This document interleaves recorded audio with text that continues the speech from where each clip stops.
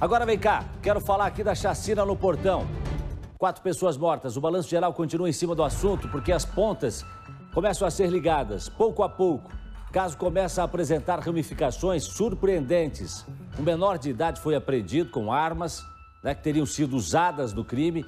E a chacina pode ter uma guerra, pode ser resultado de uma guerra entre facções com um pano de fundo aí, tá? 4 mortos, 2 adultos, 2 crianças, no último caso que a gente mostrou, que é esse caso aqui, A gente está tratando desse caso aqui, que foi no Portão. Novidades com a nossa Thaís Travessoli. Chega mais, Thaís. Jason, ontem foi o sepultamento das vítimas desta chacina.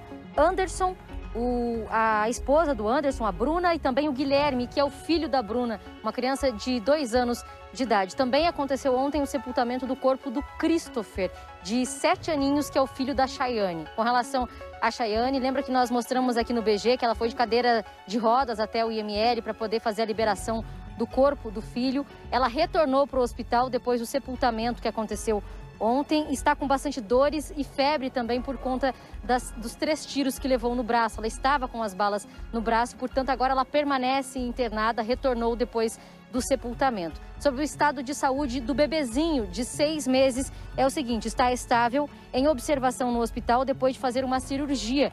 Passou por uma cirurgia no pé, a bala acabou saindo, cirurgia na perna, ou melhor, e a bala acabou saindo pelo pezinho desse bebezinho de 6 meses. Jason, nós temos uma reportagem agora aqui no Balanço Geral com novidades a respeito desse caso da chacina no bairro Portão, porque o carro que foi usado pelos criminosos na fuga, ele foi apreendido em Santa Catarina pela Polícia Rodoviária Federal. Um menor também foi apreendido, a gente vai entender melhor agora na reportagem do Daniel Santos. E as armas que foram usadas nesse crime, podem ter sido usadas neste crime, também foram apreendidas. Agora, qual a relação desses casos? Nós vamos entender agora na reportagem. A imagem de uma execução. Essa tentativa de abordagem e o roubo de um carro na Vila Isabel, em Curitiba. O que esses 3 momentos têm em comum? A polícia suspeita que essas armas e munições 9mm são as mesmas usadas na chacina que matou um casal e 2 crianças em Curitiba. A polícia rodoviária atrás do cara lá, bicho. E passaram, olha lá, pega ou não pega, pega ou não pega, pega ou não pega, pega ou não pega. Terça-feira à tarde, a Polícia Rodoviária Federal identifica um carro roubado na BR-101, no município catarinense de Araquari. O motorista não para e você vai entender o motivo. No veículo, 2 jovens, um menor de idade, apenas 15 anos. Esse que tenta fugir a pé, mas é alcançado. Olha lá, olha lá, olha lá. Olha lá. Agora, pega agora. Pega esse vagabundo. O motorista consegue escapar. No interior do veículo, armas, 7 carregadores e muita munição 9mm. O adolescente foi encaminhado à delegacia, mas acabou liberado no fim da tarde.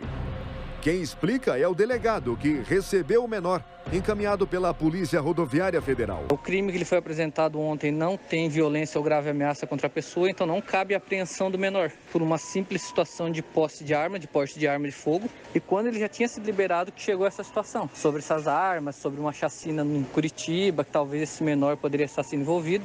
As armas foram apreendidas. O menor foi entregue para a mãe, que compareceu na delegacia, assinou um termo de responsabilidade e ele foi entregue. O carro foi roubado na manhã de segunda-feira na Vila Isabel, em Curitiba. O assaltante é esse homem que chega ao local quase 20 minutos antes do assalto. O criminoso estava de olho nesse veículo que pertence a um trabalhador dessa obra aqui ao lado, esse prédio em construção. Mas nesse momento o criminoso percebeu que não precisaria arrombar, danificar a porta, muito menos a ignição.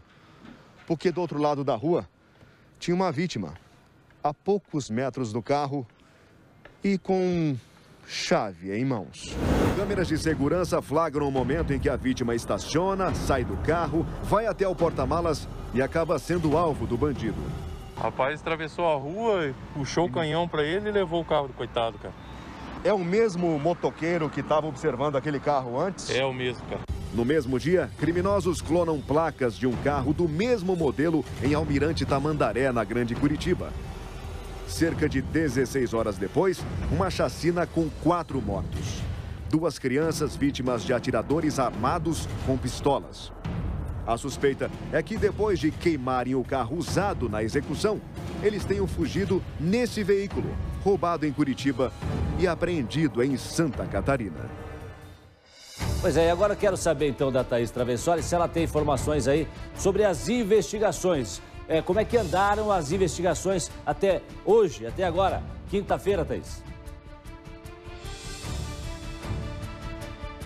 Gerson, olha, a investigação continua com a Delegacia de Homicídios da capital, o Dr. Tiago Nóbrega, que está à frente desta investigação. Por isso, agora trabalhando com essa suspeita, porque o carro que foi usado na fuga, então, seria esse que nós vimos na reportagem, que foi roubado pela manhã de segunda-feira na Vila Isabel, aqui em Curitiba. O carro que foi usado no crime é aquele que foi queimado, né? Nós já havíamos trazido essa informação aqui no Balanço Geral. Agora, se as armas são essas mesmas que foram usadas no crime, isso ainda a investigação vai responder. E também se esse menor que foi apreendido lá em Santa Catarina, se ele teve participação com o crime da chacina ou não. Isso tudo ainda será investigado pela delegacia. Eu tentei pela manhã mais uma vez contato com o Dr. Tiago Nóbrega. Nesse momento ele não está falando sobre o caso, Jason, mas claro, a gente segue tentando mais informações, acompanhando esse caso grave que aconteceu. Lembrando que, segundo o delegado, já está claro que essas mortes, essas 4 mortes, têm relação com uma possível briga envolvendo facções criminosas pela disputa do tráfico de drogas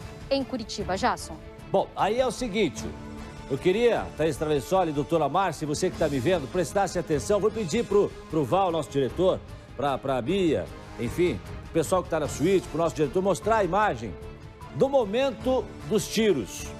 Porque tem uma imagem que eu fiquei assim muito intrigado com essa imagem, porque me pareceu, presta atenção aqui, ô doutora, põe no telão para mim aqui, mostra aqui, doutora, no momento dos tiros ali, ó, presta atenção. Aqui, ó, tá vendo? Eu sempre fiquei com essa impressão que me pareceu sempre assim, ó, esse que desce do carro, tá vendo, ó? Um corpo fino, corpo de um jovem. Eu não estou dizendo que é a mesma pessoa, não é isso, pelo amor de Deus. Mas eu sempre tive a impressão que era alguém muito novo que estivesse praticando esse crime. E eu sempre falo que as pessoas estão entrando no mundo do crime cada vez mais jovens e morrem cada vez mais cedo também.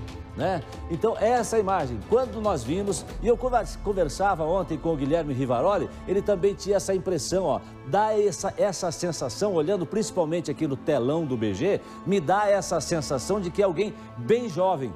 Não estou dizendo que seja, por favor, mas existe a possibilidade.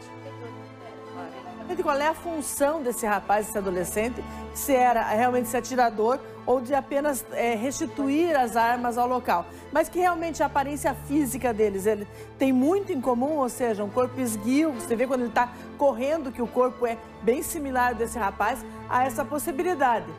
E a gente vê que a utilização de uma arma de repetição, provavelmente 9mm, que foi encontrada lá, né?